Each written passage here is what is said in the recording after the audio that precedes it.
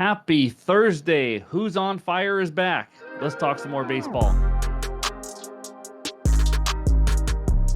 What's going on, everyone? Welcome back in to another episode for Just a Bet Outside. I am your host, Steven, and we're back to talk some more baseball. It was a 2-3 day. I feel like I've said that every day for the last week. It has been frustrating. So many guys left on base. Cannot get the big hit for me, but either way, again, half unit plays. We're having these small lost days. It feels terrible, but I know we're going to turn it around. I know the reads are there. So we'll go over the recap in just a little bit. Quick reminder, NBA Best Bets video is already out for Thursday's game.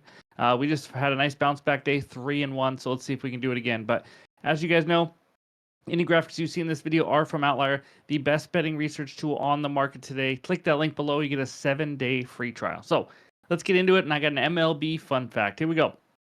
Only 3 players in the 500 home run club also have 10 gold gloves. That's right. It's Willie Mays, Mike Schmidt, and Ken Griffey Jr. And by the way, the picture behind me is a painting of like some guy's favorite MLB players of all time. Those 3 are in it. As you can see right there, you got Ken Griffey and Willie Mays up top. Oh, Ken Griffey, the best player there ever was, that's for sure. But if you lower it to the 400 club, you also add Andrew Jones to that. Never even sniffed the Hall of Fame either. But anyways, in this video, we're going to recap yesterday and then talk good and bad hitter matchups. And then, of course, we got who's on fire because it's Thursday. We're going to talk hitters on fire in the last 7 days and then give you the full picture report and then the best bets and the recap. So hit that like button if you haven't already. Leave a comment below to help this channel continue to grow. If you're new to the channel, hit that subscribe button. Come join this awesome community. Let's get the baseball journey started. And that means it's recap time. All right, there it is. Another 2-3 day. The baseball treadmill continues. Over 8 runs, Reds and Marlins. You guys know I tweeted out. I was so frustrated. The Reds were 2 for 16 with runners in scoring position. I'm not even asking these teams to have great games. I'm asking that team to go 4 for 16 or maybe even 3 for 16 and we cash. They end on 7 runs. They had 5 after 5 innings, 3 after the first inning, and they cannot get me to at least 8 for the push. It is what it is. Aaron Judge, Corbin Carroll. I think if we just do that every day for the rest of the season, we'll be good to go. Those guys are just absolute studs. Corbin Carroll hits a bomb in his first at bat. Aaron Judge triples. I mean, it's just nuts. Freddie Peralta under 16.5 outs was a late ad. Got a nice win there. He yet again comes out in the 6th inning and can't get an out like he does. Seems like every start.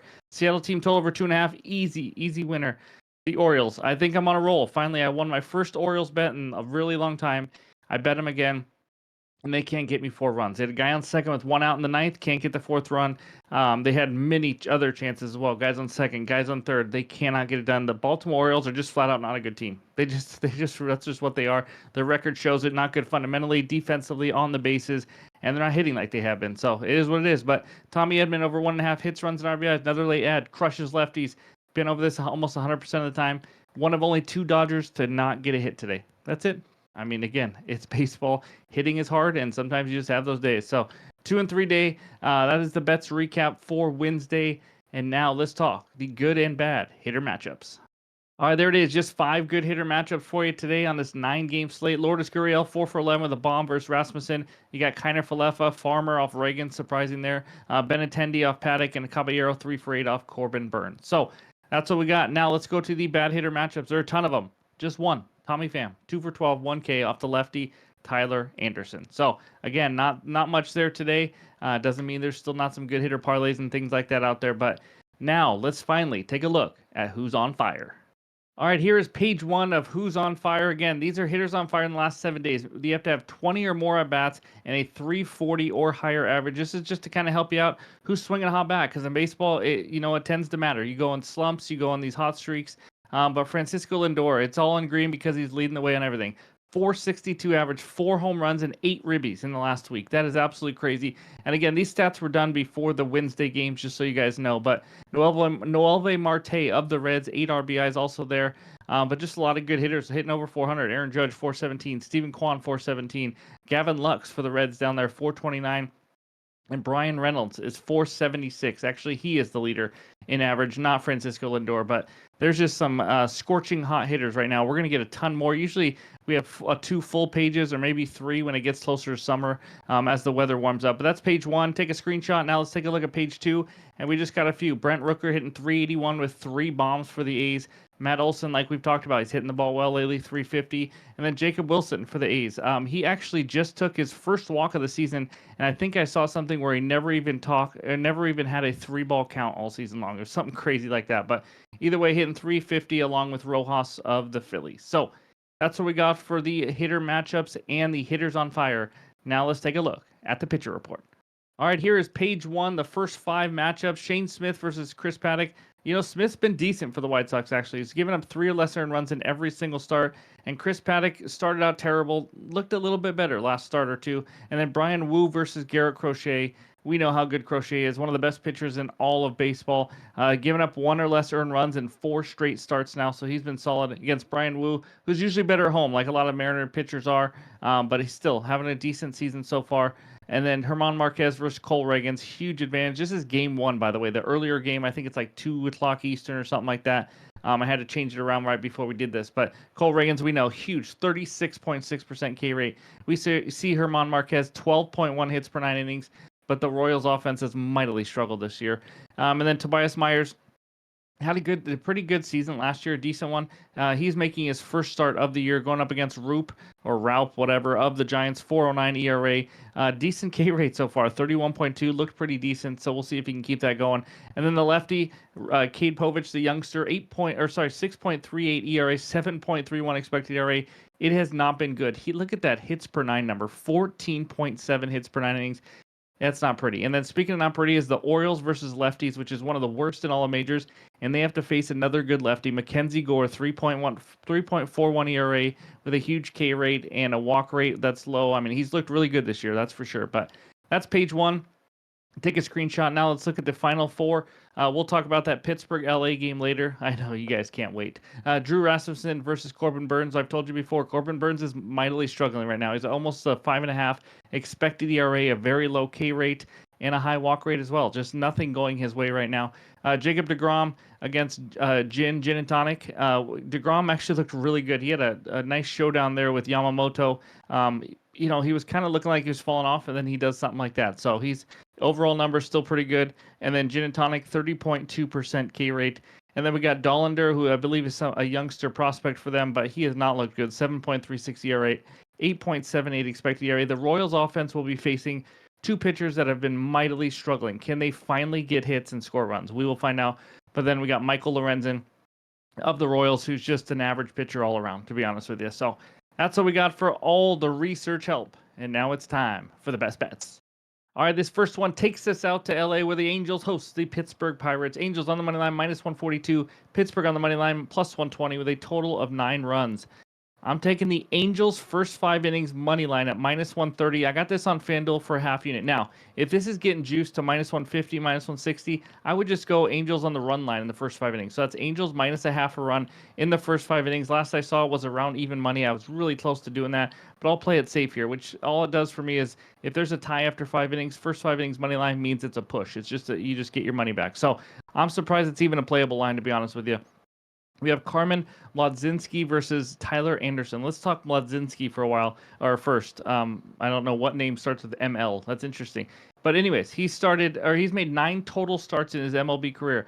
This year, though, so far, 7.41 ERA in the 4 starts. He has allowed 4 or more earned runs in 3 of his 4 starts. Angels should get some runs off him, honestly. 8 walks in 17 innings, not very good. He's also been absolute batting practice, or as I like to call it, a Christmas tree. 26 hits in 17 innings already. That is not good at all. And then we got Tyler Anderson. We've talked about this guy before. He's a lefty for the Angels that he's just a veteran that continues to limit runs somehow. But and first of all, just go back to that. He's now gone 12.2 consecutive scoreless innings. That's right. He's not giving up a run in 12.2 innings. Very consistent. His K rate's always low. He doesn't miss many bats, but this year it's above average. It's actually been a lot better. His walk rate is a bit high. It's almost like a poor man's Blake Snell, really poor man's Blake Snell, but he's okay walking guys, nibbling the corners and all that, but he does not allow hits. 11 hits given up in 21.2 innings. I'm not saying he's Blake Snell, by the way. He does not have the swing and miss stuff that Blake Snell has, but he has a low 1.06 whip. There's just not a ton of base runners. 2.88 expected ERA to go with a 2.08 ERA. He has looked really good. He had a nice just over 3 ERA last year, so he's shown he can do this for a long sample size now. And then we talk offenses. Pirates versus lefties, 5th worst WRC+. In fact, they are 62. 100 is average. Fourth worst OPS, eighth lowest batting average, ninth lowest walk rate, fourth highest K rate. The Pirates are awful. Angels versus righties, 99 WRC plus, right at average. 22nd OPS, not great. Sixth lowest batting average, second highest K rate. Again, the Angels are not a great offense either. I'm not going to sit here and say they are, but they have the advantage here on offense over the Pirates, especially being at home. So here we have the much better starting pitcher, a slightly better offense, and I still get a push if it's a tie after 5 innings. Love this one. Again, if it's too juicy, I really like the Angels minus a half a run. That just means they have to be in the lead after 5 innings. But give me the Angels first 5 innings money line as my first best bet. All right, before we get to the next one, we got to talk about call sheet. You guys know this is federally regulated in all 50 states. It's like stocks. You can buy and sell contracts, but it's on all world events. I mean, guys, this has everything. As you can see here on the top, you got politics, sports, culture, crypto, climate. That's right. You can bet weather of the day, anything that you guys want. Me and Ryan have had a ton of fun doing this. It is a pretty legit website. So what we're going to do is we're going to make a trade of the day right here. So let's go to sports because that's just what we do, obviously. And we're going to go to the Minnesota Lakers series. You can pick the winner here, right here. So we got down here, as you can see, you got the Lakers are 55 cents, and you got the Timberwolves at 48 cents. So what we're going to do is I'm going to take the Timberwolves to win the series. That's right. They got the home court advantage now in the series. The deeper team, like I told you, I think they got a chance to win it. So we're going to buy 48-cent contracts. I'm going to buy it for $7 right here. And then you can see how many contracts we're getting, the price of it, and then what your payout is as well. And again, you can sell this as the series goes on. You can do lots of things. And then below this, you'll see rules summary for how it works, some different comments of what people think and all that. So it's a pretty cool website, pretty awesome to look at. But for this one, we are going to bet $7 on it. Again, you got to check out Call Sheet, guys. If you want to sign up, the link is below in the description. And first 500 signups get a $20 bonus credit as well. So that's what we got. Now it's time for bet number 2. All right, the second one takes us out to Boston, where the Red Sox host my Seattle Mariners. Red Sox money line minus 180, Mariners on the money line plus 150, with a total of 8.5 runs. I have a mini ladder here. We're gonna call it a little stool again. Garrett Crochet 8+ Ks minus 140. Yes, it's juicy, but I can't even believe it's a line for a half unit. And Garrett Crochet 9+ Ks at plus 135 for a quarter unit. I am still pondering whether I want to go 10+ Ks for another quarter unit. That'd be a full unit on this play, but right now it's going to be 8+ and 9+. So let's talk Garrett Crochet this season. Over this line in just 1 of 5 starts. Doesn't look great. I get it. He got 11 strikeouts versus the White Sox's former team. In the 4-unders, let's talk about it. 4 versus the Rangers in his first start. They have the 16th highest K rate versus lefties. He also only just threw 88 pitches in the first start of the year. 8 Ks versus the Orioles, so he would have cashed the first leg of this one. 7th highest K rate versus lefties. The Orioles have it 25.6%. 5 versus the Blue Jays. Guess what? You guys know the Blue Jays do not strike out. Even better against righties, but still 6th lowest K rate versus lefties. Only 21.9%. 7 Ks again. He faced the White Sox for a second time 6 days later and still had 7 Ks. And if you look at the White Sox, yes, they suck, but they actually have the 18th highest K rate against lefties. So they're actually above average compared to the league when it comes to striking out versus lefties. So Crochet has only faced 1 top 10 strikeout offense versus lefties. It was the Orioles. He had 8 Ks. Now he faces the beautiful Seattle Mariners. They have the 3rd highest K rate in baseball against lefties at almost 30%. We're 29.1% right now. And they also have the 10th most plate appearances versus lefties. So it's something to look at just because some teams this early in the year, maybe they haven't faced many. So it's still a decent sample size. But let's talk to lefties that have faced the Mariners. Sean freaking Newcomb, 8 Ks. Let that sink in. Easton Lucas, not good, 5 Ks. Second most of the season for him. Nick Lodolo, 6 Ks. That's the most he's had all year. Framber Valdez, 8 Ks over this line. Tariq Skubal, 8 Ks. We know he's solid. JP Sears, 7 Ks. Tied for the most he's had this year. Jeffrey Springs, 9 Ks. Guess what? He has never had more than 4 in any other start this year.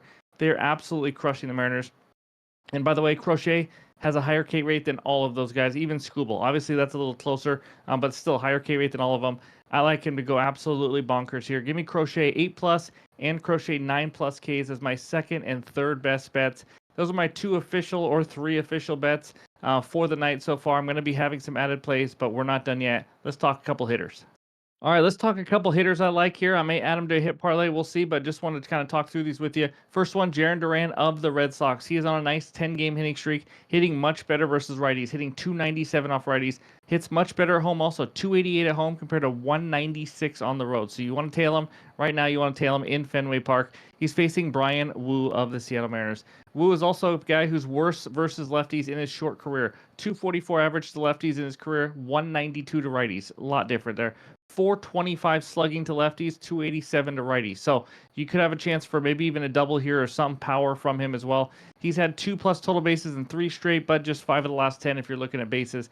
But that's the first one. Second one, again, I'm trying to find a little bit under the radars or radar ones. I could obviously give you Bobby Witt and Corbin Carroll right now. They're absolute monsters, good matchups. They could get the job done. But the second one, Dylan Cruz. That's right.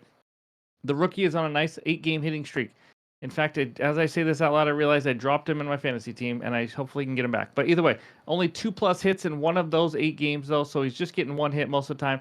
But if you're looking at possible HRRs or bases, he has 3 bombs in the last 5 games. That's pretty good. If you don't know, he was one of the highly touted prospects coming into it, one of the biggest young stars that we're all trying to see how he plays, and he's starting to finally figure it out. And on top of that, he is facing lefty Cade Povich, who has been absolutely demolished by lefties. How about giving up demolished by righties, giving up a 397 average and 632 slugging to righties? It's not been pretty. And then on top of that, Cruz hits lefties a lot better, 261 compared to 157 versus righties. Again, these are all still smaller sample sizes, but it's a great matchup. He's on an absolute roll. We got one guy on an 8-game hit streak, another guy on a 10-game hit streak. Those are a couple of hitters I like, along with the best bets and the research help for you. Again, added plays will be coming. They'll be in the pinned comments below on X and on Discord. So before we get out of here, let's check out the recap. All right, there it is. The 2 or 3 best bets so far tonight. Angels first 5 innings money line -130 on FanDuel. If this is getting too juicy, again, I like the Angels -0.5 run in the first 5 innings as well. Should be closer to even money. That's a half unit play though. Garrett Crochet over 7.5 Ks -140. It's juicy for a half unit. And Garrett Crochet 9+ Ks +135 on DraftKings for a quarter unit. I thought about going 10+ Ks. It was around 2+250 or something like that, but I may still add it. We'll see. But anyways, those are my best bets so far. Like I always say, the added plays will be in the pinned comments below on X and on Discord.